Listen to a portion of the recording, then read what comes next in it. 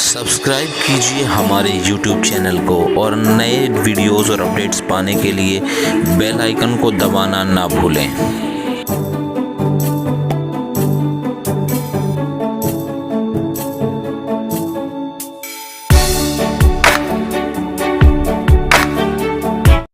So hello and welcome.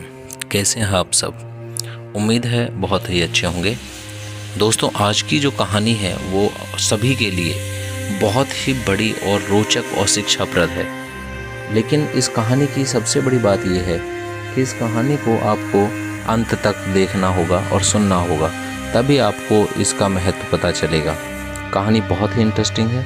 आइए समय waste ना करते हुए कहानी को शुरू करते हैं। कहानी का शीर्षक है पिता की वैल्यू ऑफ फादर। चलिए शुरू करते हैं। 45 वर्षीय दीवान की नौकरी छूट गई थी। बॉस ने जलील करके ऑफिस से निकाल दिया था। पिछले 12 महीनों में तीसरी बार उसे नौकरी से निकाला गया था। रात हो चुकी थी। वह बाजार में पेड़ के नीचे एक बेंच पर बैठा था। घर जाने का उसका जरा भी मन नहीं था। बेंच पर बैठा वह अपने दोस्तों को बार बार फ़ोन मिला रहा था। उनसे रिक्वेस्ट कर रहा था कि कहीं खाली जगह हो तो उसे बता दें, उसे तुरंत नौकरी की ज़रूरत है। दीवान कामचोर नहीं था, मगर बढ़ते कंप्यूटर के इस्तेमाल ने उसे कमज़ोर बना दिया था। हालांकि उसने कंप्यूटर चलाना भी सीख लिया था, मगर नए लड़कों जितना कंप्यूटर उसे नहीं चलाना आता था। इस कारण उससे गलतियां हो जाती थीं। रात के 10 बजे वह हताश और निराश सा घर पहुंचा। अंदर प्रवेश करते ही बीवी चिल्लाई, कहाँ थे इतनी रात तक? किस औरत के साथ गुलछर्रे उड़ा रहे थे? तुमको शर्म भी नहीं आती क्या? घर में जवान बेटा और बेटी बैठे हैं, उनकी शादी की उम्र निकलती जा रही है। कब होश आएगा तुम्हें? अगर इनकी जिम्मेदारी नहीं निभानी थी तो पैदा ही क्यों किया था? दीवान कुछ भी नहीं बोला। पत्नी की रोज़ रोज़ की चिक का उसने जवाब देना छोड़ दिया था। अभी वह बाहर रखी टंकी से लगे नल से हाथ धो ही रहा था कि बेटी दौड़ते हुए उसके पास आई और बोली, पापा आप मेरे लिए मोबाइल लाए क्या? दीवान ने बेटी को कोई भी जवाब नहीं दिया।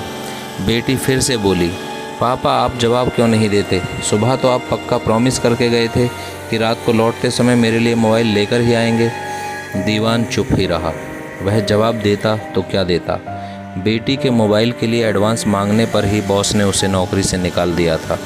बेटी अपने हाथ में पकड़े पुराने फ़ोन को दिखाते हुए बोली, आपको क्या लगता है पापा, मैं झूठ बोल रही हूँ? देखो ये मोबाइल सचमुच ख़राब हो गया है। ऑन करते ही हैंग हो जाता है। दीवान चुप था।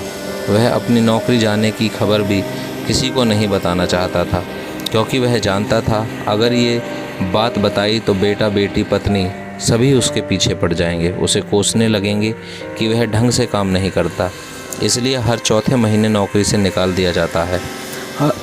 हाथ मुँह धोने के बाद वह सीधा अपने कमरे में गया, जहाँ बेड पर पसरी पत्नी मोबाइल चला रही थी।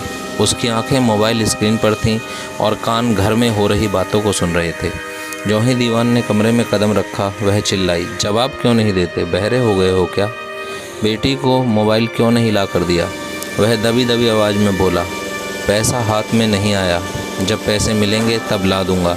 पत्नी बोली, हाथ में नहीं थे तो किसी से उधार ले लेते। तुम जानते हो ना वह कंपटीशन की तैयारी कर रही है, बिना मोबाइल के कैसे पढ़ेगी? दीवान के पास जवाब देने को बहुत कुछ था, मगर अब उसे चुप रहना सीख लिया था। वह रसोई में चला आया, खुद ही थाली निकाली, फिर खाना खाने लगा। दीवान की बेटी 22 साल की हो चुकी थी, बेटा 24 साल का हो चुका था। दोनों पढ़ाई में कम और सोशल मीडिया पर ज़्यादा समय बिताते थे। इस कारण कंपटीशन में निकलने का सवाल ही पैदा नहीं होता था। अभी दीवान ने खाना ख़त्म नहीं किया था कि उसका बेटा घर से बाहर से गाना गुनगुनाता हुआ सीधा रसोई में आया, मगर दीवान को वहाँ खाना खाते देखकर अपने कमरे में चला गया। दीवान ने नोटिस किया कि उसके कदम बहक रहे थे। ज़रूर यार दोस्तों के साथ बैठकर पी कर आया था। शुरू में जब बेटा पी कर घर आता था तब दीवान उसे बहुत डांटा करता था, मगर एक दिन बेटा सामने बोल गया। दीवान को ज़्यादा गुस्सा आ गया था। इस कारण उसने बेटे को थप्पड़ लगाना चाहा, तब बेटे ने उसका हाथ पकड़ लिया था और गुस्से में उसे आंखें दिखाने लगा था। उस दिन के बाद दीवान ने बेटे से कुछ भी कहना छोड़ दिया था। वह खाना खाकर वापस कमरे में आया तब पत्नी की किचकिच फिर शुरू हो गई थी, मगर वह चुपचाप सो गया। सुबह जल्दी उठकर वह काम की तलाश में निकल गया। वह जानता था बिना काम किए सब कुछ बिखर जाएगा। घर खर्च चलाना था, बच्चों की पढ़ाई की ज़रूरतें पूरी करनी थी, उनकी शादी भी करनी थी। शाम तक वह भूखा प्यासा दफ्तरों के चक्कर लगाता रहा। खाना नहीं खाने से शरीर की शुगर लो हो गई थी, शरीर में सुन्न सी आई हुई थी। वह सोचते हुए चल रहा था। पता नहीं कब चलते चलते वह फुटपाथ से मुख्य सड़क पर आ गया। तेज दौड़ता हुआ ट्रोला उसके ऊपर से निकल गया। दीवान को तड़पने तक का मौका नहीं मिला। सड़क पर ही उसके प्राण पखेरु उड़ गए। दीवान के बेटे बेटी और पत्नी ने रोते बिलखते हुए उसका अंतिम संस्कार कर दिया। उसके जाने के बाद घर का माहौल पूरी तरह बदल गया था। जिन लोगों से उधार पैसे ले रखे थे वे रोज़ घर का चक्कर लगाने लगे थे। रिश्तेदारों ने फ़ोन उठाने बंद कर दिए थे। घर का वाईफाई का कनेक्शन कट चुका था। अचानक से घर में नेट चलना बंद हो गया था। बेटा और बेटी अब खाने में कमी नहीं निकालते थे, जो भी मिल जाता था खाकर पानी पी लेते थे। बेटे की आज़ादी ख़त्म हो गई थी। अब वह एक कपड़े की दुकान में 7,000 रुपये महीने की नौकरी करने लगा था। बेटी भी एक प्राइवेट स्कूल में 5,000 रुपये महीने की नौकरी करने लगी। पत्नी के लिए सब कुछ बदल चुका था। माथे का सिंदूर मिटते ही उससे सजने संवरने का अधिकार छीन लिया गया था। अब वह घंटों शीशे के सामने खड़ी नहीं होती थी। पति को देखते ही किचकिच शुरू कर दिया करती थी। अब उसकी आवाज़ सुनने को तरस गई थी। पति अब जिंदा था। वह निश्चिंत होकर उस समय सोया करती थी, मगर उसके गुजर जाने के बाद एक छोटी सी आवाज़ भी उसे डरा देती थी। रात भर नींद के लिए तरसती रहती थी। उसके गुजरने के बाद पूरे परिवार को पता चल गया था कि उनके लिए वह बहुत कुछ था। वो सुख चैन था, वो नींद था, वो रोटी था, कपड़ा था, मकान था, वो पूरा बाजार था, वो ख्वाहिशों का आधार था। मगर उसकी वैल्यू उसके जीते जी उन्हें पता नहीं थी। बाप की कदर किया करो। अगर वो गुजर गया तो अंधेरा छा जाएगा।